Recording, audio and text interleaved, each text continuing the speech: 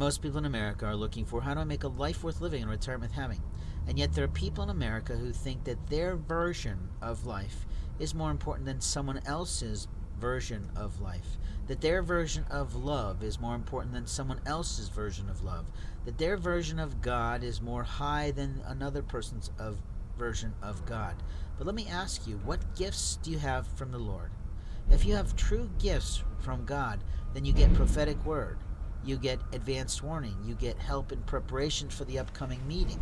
You get that in such a way that you recognize there is a God, there is a spirit realm, and there is, sadly for us, aliens above.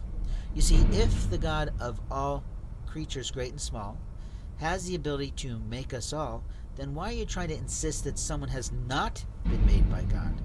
And why is it that you think you have the right to tell someone what they can and can't do with their body from God? You see, you don't own someone's body. You don't own someone's heart. You don't own someone's soul. And you don't own their brain or their research mode. Any human being has the right to say, I'm in struggle in my soul. I'm in peril, and I'm not finding myself successful in this way. But as I start to research what is openly available to me this day, I found the solution. And because I found the solution, I became incredibly productive, incredibly performing, incredibly profitable in my home, not yours. And I have an interest in becoming prosperous. Because I have an interest now in becoming really fully healthy and whole, you seem to think you have the right to take my property rights.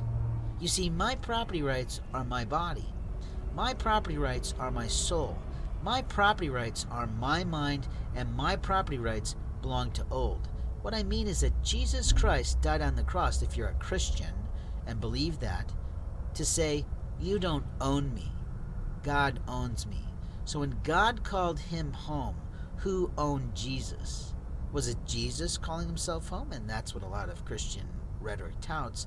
But that's not really factual. And we actually have that information in the Vatican. But you bastards of Christianity are so fucking lazy that you won't do your own research, your own reading, your own